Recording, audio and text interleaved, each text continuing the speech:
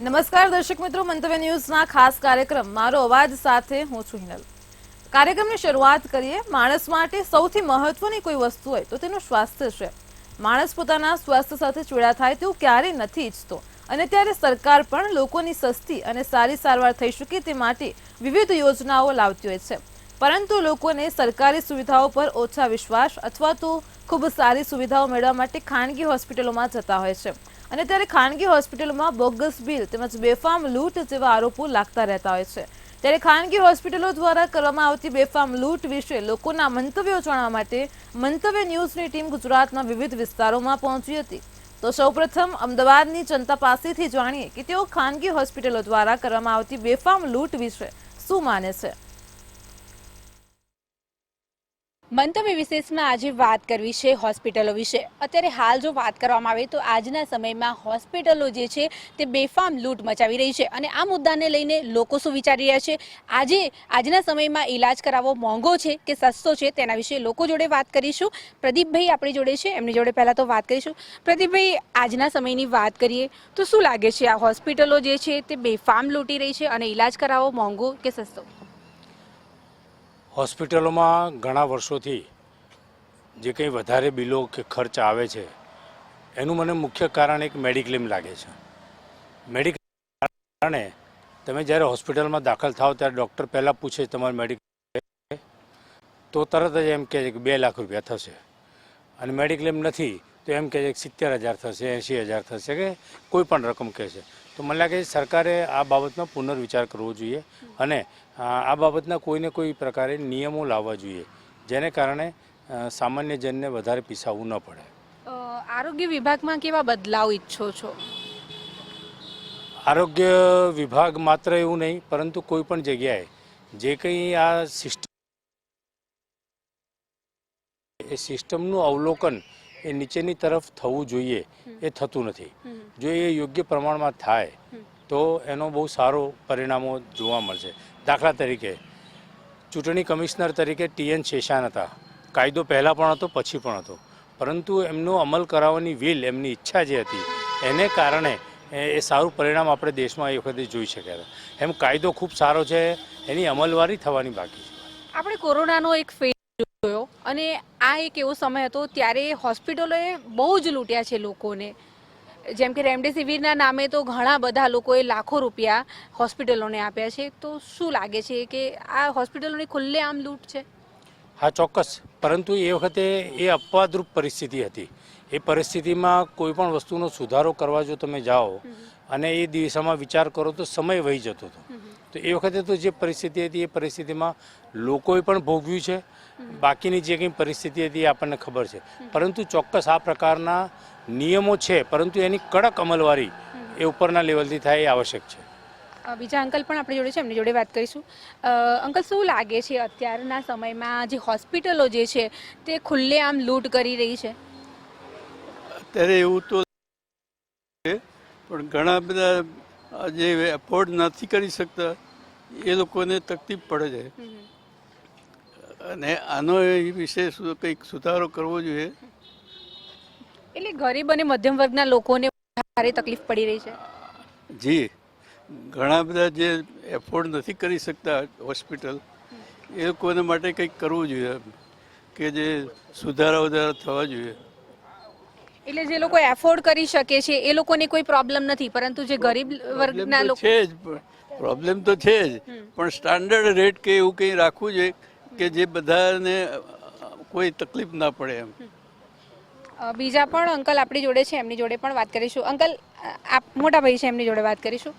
શું લાગે છે મોટાભાઈ, અત્યારનો જે સમય છે, હોસ્પિટલો, આટલી બધી હોસ્પિટલો બની છે, પહેલાંનો સમય હતો ત્યારે આટલી બધી હોસ્પિટલો નહોતી, અત્યારે તો ગલીએ ગલીએ તમને એક હોસ્પિટલ, કોઈ નાનું એવું મેડિકલ સ્ટોર ને ઘણી બધી સુવિધાઓ આપણને મળી રહી છે।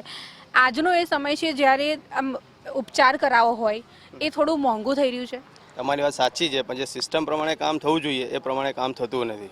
બરાબર, અત્યારે તમે જ્યાં બી જવા જશો કે પહેલાં કે ફોર્મ ભરો, ફોર્મ ભર્યા પછી કહે છે આટલો ખર્ચો એમ કરીને તમને છેલ્લે ડબ્બામાં ઉતારી જ દે છે કે ભાઈ આટલા પૈસા તો તમારે આપવા જ પડશે। એટલે એના માટે એક સિસ્ટમેટિક હોવી જોઈએ કે ભાઈ અહીંયા ગયા પછી તમે દર્દી હોય, ચાહે ગરીબ હોય કે અમીર હોય, એક જ સિસ્ટમ પ્રમાણે કામ થવું જોઈએ અને એની મોનોપોલી હોવી જોઈએ કે ભાઈ સમજો કે તમારે સર્જિકલ કરાવી છે કે સમજો કે ઘૂંટણનું ઓપરેશન છે કે કોઈ બી ઓપરેશન છે, તમે દરેક જગ્યાએ જોશો અલગ અલગ રેટ હશે. 2 લાખનું પેકેજ, 4 લાખનું પેકેજ, એ સિસ્ટમથી કામ ચાલે. એ સિસ્ટમ ના થવી જોઈએ. મંતવ્ય એવું છે કે ભાઈ તમે જે કામ કરો છો એમાં વ્યવસ્થિત કામ કરો. અને આટલા બધા તમે જોશો તો દવાથી લઈને જે ડૉક્ટર સુધી કમિશન ચાલે છે. તમે એમ કહેશો કે દવા અહીંયાથી જ લેવાની, તમે જો દવાખાનું ઉપર છે એની નીચે જેનું દવા હશે દવાની દુકાન, એમ કહેશે કે ભાઈ આટલા ટકા ડિસ્કાઉન્ટ, પણ એમાં એમનું કમિશન હોય છે. એ કમિશન પ્રથા બંધ કરો અને જે પ્રાણ એ કામ થાય છે સિસ્ટમ એ કામ કરો, જેથી દરેક પબ્લિકને પ્રોબ્લેમ ના થાય. બીજા કયા બદલાવ ઈચ્છો છો? એમ કે સમજો કે તમે આવ્યા દવાખાને તો સમજો કે ભાઈ આ બંને ઓપરેશન કરાવવાનું છે તો ભાઈ સિસ્ટમ પ્રમાણે કામ હોવું છે કે આને બી આ જ રેટ અને આને બી આ જ રેટ. તમે જોશો તો કે એસી રૂમ, 3rd ક્લાસ, પછી એ બધા એસી સિસ્ટમ, જે સિસ્ટમ બંધ થવી જોઈએ અને એક જ પ્રમાણે કામ થવું જોઈએ. આજના વ્યક્તિની વાત કરીએ તો જ્યારે ફેમિલીમાં કોઈ બીમારી આવે તો સૌથી પહેલાં શું વિચાર આવે, ખાનગી હોસ્પિટલ કે સરકારી? અત્યારે તો સિસ્ટમ પ્રમાણે જોવા જઈએ તો ખાનગીમાં જવું જોઈએ, કારણ કે તમે પ્રાઇવેટમાં જો એટલે સીધું મોટું બિલ આવે લાખ રૂપિયા. કોઈ બી જશો એટલે કે ભાઈ પેકેજ, અને ત્યારે તમે ખાનગીમાં જશો તો કહેશે કે ના ભાઈ અહીંયા શું આમથી આમ કરો. એમાં શું થોડાક તમારે ધક્કા ખાવા પડે, પણ સિસ્ટમેટિક કામ છે, ત્યાં થોડુંક સુધારવાની જરૂર છે. બીજું કોઈ પ્રોબ્લેમ છે નહીં. ગરીબ અને જે મધ્યમ વર્ગના લોકો છે જે લોકોને ખબર નથી પડતી કે એકચ્યુઅલમાં શું છે, એ મોંઘા બિલ આપીને આવી જાય છે. ઘણીવાર તો લોન કરાવીને પણ એ લોકો આવી રીતે મેડિકલની સુવિધાઓ લેતા હોય છે. એવા લોકો વિશે શું? એના માટે સરકારે આપણી જે ગવર્મેન્ટ ઈચ્છી રહી છે એના માટે આયુષ્યમાન કાર્ડ જે અત્યારે ચાલી રહ્યું છે એ પ્રમાણે જો તમે એની પર નિર્ભર રહેશો અને કઢાઈને આગળ પડશો તો તમને કોઈ પ્રોબ્લેમ નહીં થાય. આયુષ્યમાન કાર્ડ હોવા છતાં પણ હોસ્પિટલો વધારે પૈસા લૂંટી રહી છે, એવા ઘણા કિસ્સા સામે આવ્યા છે. એ પ્રાઇવેટ સેક્શનના કારણે લૂંટી રહી છે. એમાં એ લોકોનું સેટિંગ હોય છે કે ભાઈ સમજો કે આ કસ્ટમર આવે એના 5%, આના 10%, એ રીતના કામ ચાલી રહ્યું છે. એ કામ ના ચાલવું જોઈએ. આયુષ્યમાન કાર્ડ છે તો એ પ્રમાણે કામ થવું જોઈએ. બીજા પણ ઘણા બધા લોકો આપણી જોડે હાજર છે, એમની જોડે વાત કરીશું. અંકલ, આપનું નામ? સુરેન્દ્રભાઈ મોદી. અંકલ, આપની કેટલી એજ હશે? 72. દવાખાનાના કેટલા ચક્કર થયા છે અત્યાર સુધીમાં? ઘણા બધા ચક્કર તો થઈ જાય, કારણ કે આ ઉંમરમાં ઘણા બધા એવા અનુભવી થઈ જાય. ડૉક્ટરોના થાય, દવાઓના થાય, દવાખાનાના થાય. દવાઓમાં જે આ ડૉક્ટરો હોય છે એમની સાંઠગાંઠ કેટલી હોય છે, રિપોર્ટોમાં કેટલી હોય છે. એટલે આ ઉંમર એવી છે કે આમ લગભગ ઘણા બધા અનુભવ દરેક રીતના થયા હોય. શું લાગે છે, આ ડૉક્ટરોએ આરોગ્યને વ્યવસાય બનાવી દીધો છે? આ વ્યવસાય બનાવી દીધો છે, કારણ કે એ લોકો બી એવું કહે છે કે અમે આ હોસ્પિટલમાં 10 કરોડ ખર્ચ્યા, અમે આ હોસ્પિટલમાં 3 કરોડનું મશીન લાવ્યા, તો અમે આ પૈસા કેવી રીતે કાઢીએ? એટલે એના માટે એ લોકો ગમે તે લખી આપે રિપોર્ટમાં કે આટલું કરી આવો, આટલા રિપોર્ટ કરાવી લાવો, ફલાણું કરો, ઢીકણું કરો. એટલે તમારે પછી એમાં શું છે કે ધોવાવું જ પડે ને. ડૉક્ટર ઇઝ ભગવાન. તમે એને કીધું કે ભાઈ આટલું કરી લાવો એટલે તમારે જવું જ પડે ને કરાવવું જ પડે. હવે પછીની પ્રોસિજર એમના હાથમાં છે. એટલે આમાં આપણે તો ધૂતાવવાનું હોય કે છેતરાવવાનું હોય કે સમજીને કરાવવાનું હોય, જે સમજો એ કરાવવું પડે. જ્યારે કોઈ મહામારી આવે ત્યારે હોસ્પિટલો જે છે તે ખૂબ જ કમાણી કરી લેતી હોય છે અને લોકોને, દર્દીઓને ખાસ લૂંટતી હોય છે. એનું કારણ છે કે એ લોકોના ત્યાં લાઈનો થતી હોય. મારા એક સંબંધી છે ડૉક્ટર, એમના ત્યાં લાઈનો થતી હતી, બરાબર. હવે લાઈનો થાય એટલે એમના ત્યાં શું થાય કે પડાપડી હોય, એટલે એમને પોતાને એમ પ્રાઉડ થઈ જાય કે ભાઈ હું મારો ભાવ વધારી દઉં, તો 500માં જોતા તો 1000માં જોતા થઈ જાય.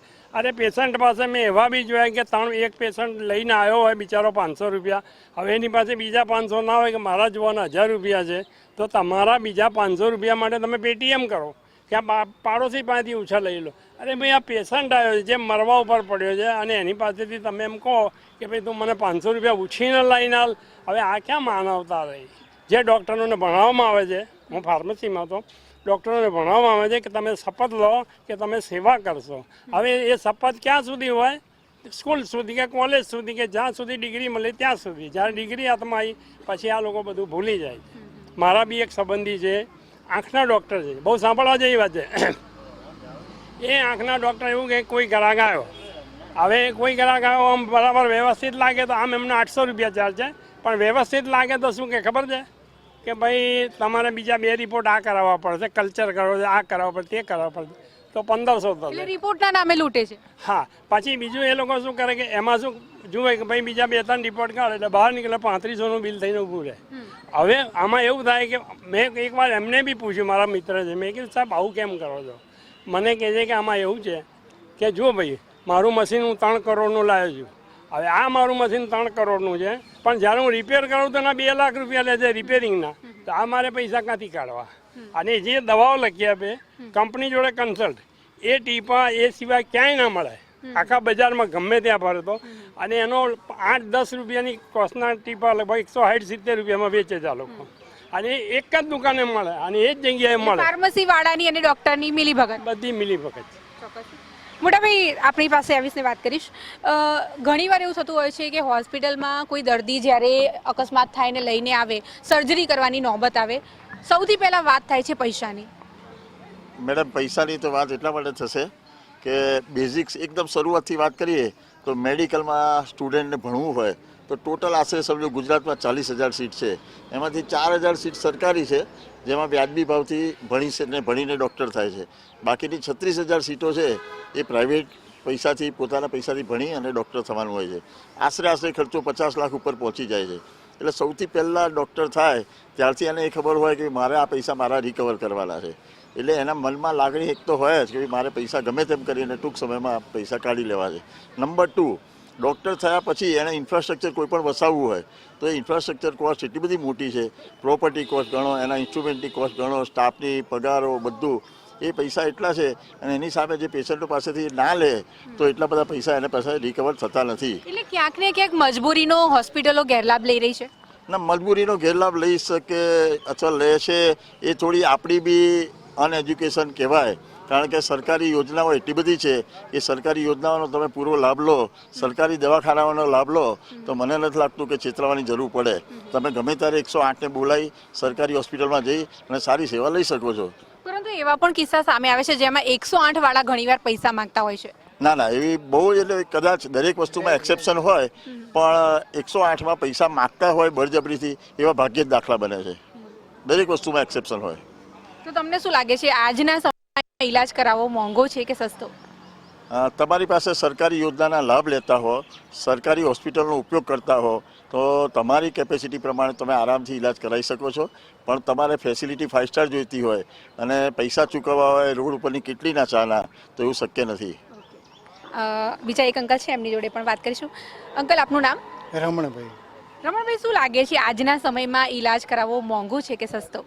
આમ તો જોવા જઈએ તો મોંઘો છે, પણ જો આ આપણે જે સરકારી હોસ્પિટલો છે એને વ્યવસ્થિત અને સારા ડૉક્ટરો ઉપલબ્ધ થાય, કારણ કે જગ્યાઓ બધી ઘણી ખાલી હોય છે, એટલે જો બધી સંપૂર્ણ રીતે ભરવામાં આવે અને એ લોકોને નિયમ પ્રમાણે જ ઈલાજ કરવામાં આવે તો સરકારી હોસ્પિટલો ખરેખર સારી છે. એટલે પહેલો પસંદ આપણે સરકારી હોસ્પિટલમાં જ આપવો છે. ખાનગી હોસ્પિટલમાં તમે જાઓ એટલે બધી ફેસિલિટી જોઈએ, તમારા એસી રૂમ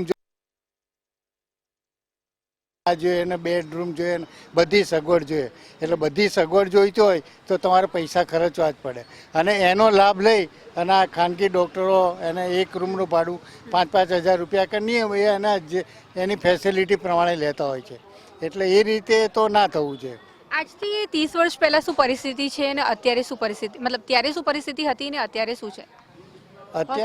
અત્યારે થોડી તકલીફ વાળું છે. પહેલા આટલી બધી તકલીફ નહોતી. તરત ડૉક્ટરો બી 100% પ્રમાણિક હતા અને તમારી જોઈને તરત જ જે દવા થતી હોય એ વખતે 5-10 રૂપિયામાં જ આપતા હતા. અત્યારે ઓછામાં ઓછા 100 રૂપિયા ઉપર જ થતા હોય છે. એટલે ફેર તો એટલે મોંઘવારીના કારણે વધતું જાય એ અલગ વાત છે, પણ પહેલાંમાં આમાં બહુ ફેર છે. જેમ કહું કેતનભાઈ કે ભાઈ આ જે સ્ટુડન્ટો હોય છે એના ઓછી જગ્યા છે આપણી સરકારી, અને બધી ખાનગી હોસ્પિટલો કોલેજો વધારે છે. એટલે ખાનગી કોલેજોવાળા સ્ટુડન્ટ પાસેથી વધારે પૈસા લેતા હોય છે અને એના કારણે એ લોકોને બહુ માર પડતો હોય છે. અને પછી જ એ લોકો એના કારણે જ્યારે ડૉક્ટર એમનું દવાખાનું ખોલતા હોય ત્યારે પછી એ રિકવર કરવા માટે થોડા પૈસા વધારે લેતા જ હોય છે. ગરીબ લોકોને મજબૂરીનો લાભ લેતા હોય ડૉક્ટર, એવું લાગે? એવું લાગવા કરતાં તો ગરીબોએ મોટે ભાગે તો સરકારી હોસ્પિટલમાં જ જવું છે. આપણી નહીં કહેતા ભાઈ પછડીઓ એટલો આપણે એક સરકારી હોસ્પિટલમાં લાંબી લાઈનો, કલાકોનું વેઇટિંગ હોય છે, એના કારણે થઈને ગરીબ વર્ગ જે છે ખૂબ જ હેરાન થતો હોય છે. એના માટે જ મેં કહ્યું કે સરકારી હોસ્પિટલો જો સારી બનાવવામાં આવે અને ત્યાં ડૉક્ટરો પૂરેપૂરા ઉપલબ્ધ કરવામાં આવે તો આટલી બધી લાઈની ના થાય અને મોટા ભાગના જે સામાન્ય વર્ગના લોકો છે એ સરકારી હોસ્પિટલમાં જ દવા લેવા માટે જશે. બીજો એક પ્રશ્ન મોટાભાઈ ફરીથી તમને પૂછીશ, લોકો પ્રાઇવેટ હોસ્પિટલમાં કેમ જાય છે? પ્રાઇવેટ હોસ્પિટલમાં એક તો એક જાતનું માર્કેટિંગ માઉથ પબ્લિસિટી થતી હોય છે. આજે હું ડૉક્ટર થયો કે મારા છોકરા ડૉક્ટર થયા તો હું મારા આખા ગ્રુપને કહીશ કે ભાઈ મારો દીકરો ડૉક્ટર થઈ ગયો છે અને બહુ સારું છે, તમે આવજો એટલે બરાબર કરી આપીશું, ટ્રીટમેન્ટ વ્યાજબી ભાવમાં થઈ જશે. અને લોકોને બી આપણે અહીંયા ઇન્ડિયામાં એવું છે કે રિલેશનથી બધા બિઝનેસ થતા હોય છે, એ આ મેડિકલ બી એક જાતનું બિઝનેસવાળું કામ છે. અને પછી જેમ જેમ પબ્લિક આવતી જાય, માઉથ પબ્લિસિટી થતી જાય એમ લોકો આવતા જાય છે. એટલે પ્રાઇવેટમાં ફરજિયાત જાય છે લોકો, એનું કારણ સંબંધો છે. તો આજના સમયમાં ઓવરઓલ શું લાગે છે કે હોસ્પિટલો સસ્તી કહી શકાય કે મોંઘી? દેખો, હોસ્પિટલમાં એવું છે કે તમારે હોસ્પિટલો એમના રીતે બરાબર જ છે. દરેક માણસે આખા વર્લ્ડમાં સરકારી, સપોઝ કેનેડાની વાત કરીએ કે અમેરિકાની વાત કરીએ તો સરકારી હોસ્પિટલમાં વ્યાજબી ભાવમાં ટ્રીટમેન્ટ કરાવી હોય તો તમારે અમુક વસ્તુમાં 6 મહિના 12 મહિના વેઇટિંગ પીરિયડ હોય છે ખાલી ઓપીડી કરાવવા માટે. એના પ્રમાણમાં આપણે ઇન્ડિયામાં ભાવ બી દરેક વસ્તુના વ્યાજબી છે. મેડિસિનની વાત કરું તો મેડિસિન આપણે ત્યાં જે રેટ છે એના કરતાં આખા વર્લ્ડમાં સૌથી સસ્તી મેડિસિન અહીંયા છે. આખા વર્લ્ડમાં સૌથી સસ્તી મેડિસિન હોય તો ઇન્ડિયામાં છે. દરેક જગ્યાએ ઇન્ડિયા કરતાં 5, 10, 25 ગણા ભાવ વધારે દરેક મેડિસિનના. સરકારી દવાઓ કે પ્રાઇવેટ?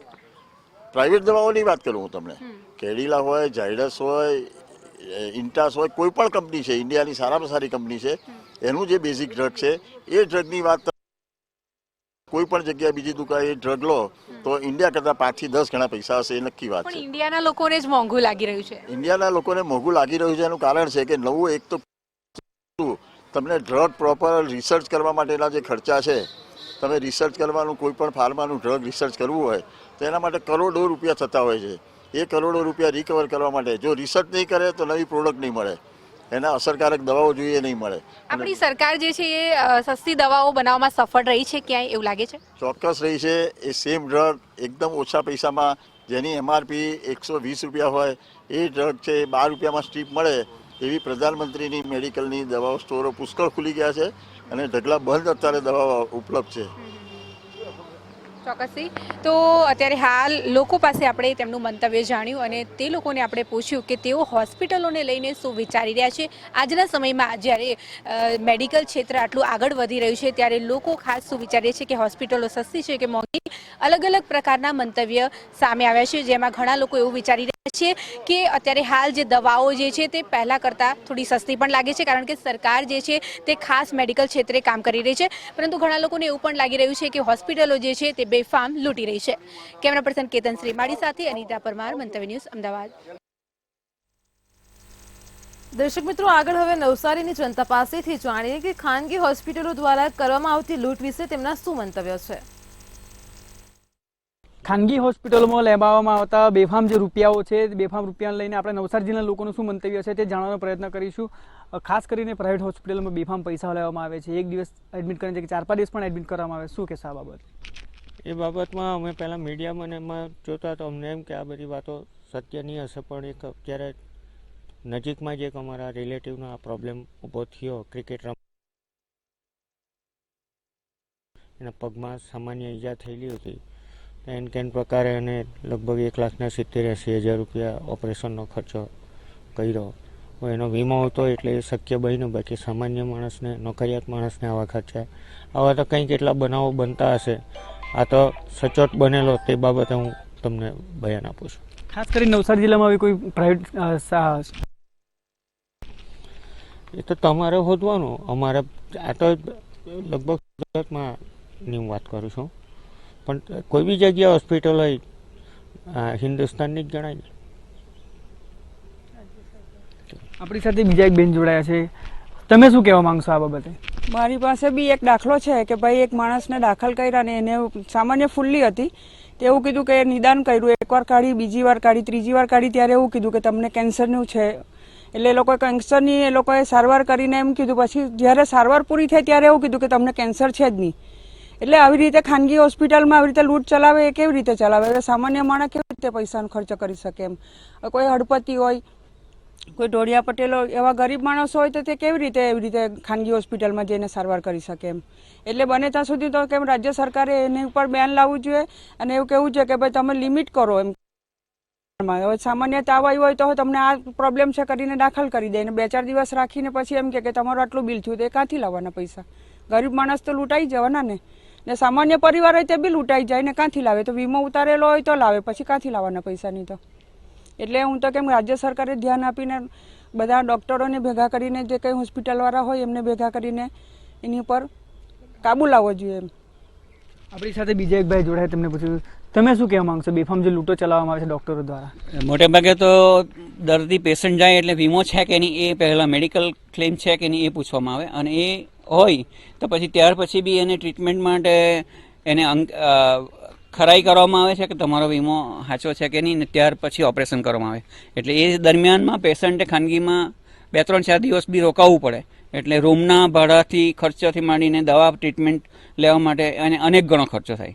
જ્યારે ગવર્મેન્ટ કે કોઈ પ્રાઇવેટમાં બીજો કોઈ કરતો હોય સામાન્ય ડૉક્ટર તો તે 1 દિવસમાં કે 2 દિવસની દવા આપે, પણ મોટેભાગે તેમાં સારું પણ થઈ જાય. એટલે હોસ્પિટલો પોતાનો રકમ આવી રીતે વધારે એ લોકો આ રીતે પેશન્ટને અંદર વધારે વાર દિવસો રહેવા માટેનું એ લોકો આગ્રહ રાખતા હોય છે કે જેથી હોસ્પિટલની આવક વધે અને અનનેસેસરીલી પેશન્ટને વધારે પડતા પૈસાનો ભોગ બનવું પડે. તમારા સાથે આવો કોઈ વાર બનાવ થયો છે કે? મારી સાથે પર્સનલી જ બનાવ બનેલો. અને એક એવા કિસ્સામાં ડાયાબિટીક અલ્સર જેવું હતું નહીં છેલ્લે, પણ ડાયાબિટીક અલ્સર છે એટલે તમારે આ રીતની ટ્રીટમેન્ટ લેવી પડશે, આ પટ્ટો પહેરવો પડશે, અને એમાં 2-3-4 હજારની તો એ પટ્ટો આવે, અને મેડિસિન ને એ બધી ઘણી આવે, તે 2-3 હજારની થઈ જાય. એટલે એમાં અનનેસેસરી 5-10 હજારનો ખર્ચો થયેલો. અને એ રીતે ખરેખર જો એ ન હતું અને સારું જ થઈ ગયેલું હતું, પણ આ રીતે અમારે ખર્ચમાં ભોગી બનવું પડ્યું. આપણી સાથે એક યુવા જોડાયા, તેમને પૂછીશું તમારું શું કહેવું છે બેફામ જો લૂંટો ચલાવવામાં આવે છે હોસ્પિટલોમાં ખાનગી? બેફામ લૂંટોમાં સરકારે પહેલાં તો ઓલ ઓવર ગુજરાતમાં કે ઓલ ઓવર ઇન્ડિયામાં બધી જગ્યાએ બધી ટ્રીટમેન્ટ ને એ બધાના ભાવ સેમ રાખવા જોઈએ. પછી ગમે તેમ લૂંટ જે બધી ચાલે છે કે જે કોઈ જગ્યાએ આપણે તપાસ માટે જઈએ તો બધાના ચાર્જીસ અલગ અલગ છે, તે સરકારે એક સરખા રાખવા જોઈએ. સરકારે એના પર નિયંત્રણ રાખવું જોઈએ. પ્રાઇવેટ હોસ્પિટલ બેફામ લૂંટ ચલાવે છે.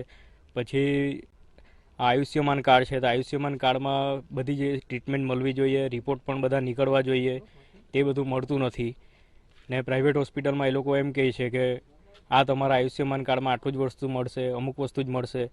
પછી આ રૂમ જે છે, બધા રૂમ જે આપવામાં આવે છે પેશન્ટોને, તેનું ભાડું એક સરખું રાખવું જોઈએ ઓલ ઓવર ગુજરાતમાં. એ બાબતે સરકારે ધ્યાન આપવું જોઈએ. ને જે બધા ડૉક્ટરો જે બધા પોતાની મિજાજથી બધા ચાલે છે, ને હું તો એમ કહું છું કે ગુજરાતની બને તેમ PHC સેન્ટર હોય કે રેફરલ હોસ્પિટલ હોય એમાં જ મોટે ભાગે ધ્યાન આપવું જોઈએ. પ્રાઇવેટ હોસ્પિટલ તરફ ઓછું વળવું જોઈએ, કારણ કે એમાં પણ બધા સારા ડિગ્રીવાળા અને મહત્ત્વપૂર્ણ ડૉક્ટર હોય જ છે અને ગ્રેજ્યુએટ ડૉક્ટર હોય છે. પ્રાઇવેટ કરતાં એમાં આપણને નિદાન સારું જ મળે છે, પણ લોકોની એક ગ્રંથિ જોડાઈ ગયેલી છે કે સરકારી હોસ્પિટલો નહીં જોઈએ. આપણે ફરીથી કોઈ બેનને પૂછવાનો પ્રયત્ન કરીશું, તમારું શું કહેવું, શું માંગ છે છેલ્લી કે બેફામ જે લૂંટો થાય છે તેને પણ લગામ લાગવું જોઈએ કે કેમ? લગામ તો લાગવું જ જોઈએ, કારણ કે આપણે જરાક સામાન્ય બતાવવા જઈએ એટલે ચાલો એમ કે તમે સોનોગ્રાફી કરાવો, તમે આ ટ્રીટમેન્ટ કરાવો, ECG કરાવો, એટલે એ લોકોને લગભગ મને એવું લાગે કે કોન્ટેક્ટ જ છે એ લોકોની સાથે. એટલે એ લોકો ડાયરેક્ટ આપણને નિદાન કરવું ડૉક્ટર બને તે શાના માટે કે ભાઈ તમે જરાક જોવો એટલે ખ્યાલ આવી જવો જોઈએ કે ભાઈ તમને આ પ્રોબ્લેમ છે. આ તો તમે 1 દિવસની દવા આપો ને પછી બીજા દિવસે કે ચાલો સોનોગ્રાફી કરાવો, ફલાણું કરાવો. હવે પૈસા તો આપણે ક્યાંથી લાવવાના એમ? સોનોગ્રાફી કરાવવા જાવ તમારે 2-2.5 હજાર રૂપિયાનો ખર્ચો થઈ જાય. હવે એ દવા સામાન્ય માણસ ક્યાંથી લાવવાના? અને એ કંઈ આપણે મા કાર્ડમાં કે એમાં એ દવા એ માટેના પૈસા નથી, તો એ માટેના પૈસા માટે તો આપણે પોતાના જ કાઢવા પડે ને. તો સોનોગ્રાફીને એટલા થાય, પછી તમે ફેફસાનો કંઈ પ્રોબ્લેમ હોય તો કે તમે એમ કે પેલું કાર્ડિયોગ્રામ કઢાવો, આ કઢાવો, એટલે કેટલા પૈસા જોઈએ? તો એટલે મને તો એવું લાગે છે કે એમાં સરકારે બાન લાવીને એના પર નિયંત્રણ લાવવું જ પડશે એમ, નહીં તો પછી પબ્લિક શું કરશે? જે હતા નવસારી જિલ્લાના લોકો હતા, તેઓને કહેવું છે જે ખાનગી જે હોસ્પિટલો છે તે હોસ્પિટલમાં જે ઉઘાડી લૂંટો કરવામાં આવે છે તેના ઉપર સરકાર, કેન્દ્ર સરકાર તેમજ જે ગુજરાત સરકાર દ્વારા લગામ લગાવવામાં આવે છે. જે સામાન્ય વ્યક્તિ ઉપર જે બેફામ જે રૂપિયા લેવામાં આવે છે હોસ્પિટલોમાં, ત્યારે નવસારી જિલ્લાના જે લોકો છે તેઓનું માંગ કરી રહ્યા છે કે વહેલી તકે કેન્દ્ર સરકાર અને ગુજરાત સરકાર દ્વારા લગામ લગાવવામાં આવે તેવી માંગ કરી રહ્યા છે. ઋષિન શર્મા, મંતવ્ય ન્યૂઝ, નવસારી. તો દર્શક મિત્રો, આજે આપણે આ ખાસ કાર્યક્રમમાં અમદાવાદ અને નવસારીની જનતા પાસેથી જાણ્યું કે ખાનગી હોસ્પિટલો દ્વારા જે લૂંટ થઈ રહી છે તેને લઈને તેમના શું મંતવ્ય છે. કાલે ફરી મળીશું એક નવા વિષય સાથે. અંતમાં એટલું કહીશ કે ખાનગી હોસ્પિટલોથી થતી જે બેફામ લૂંટ છે તેનાથી બચીએ, સરકારી સેવાઓનો લાભ લે અને સુરક્ષિત અને સ્વસ્થ રહીએ. નમસ્કાર.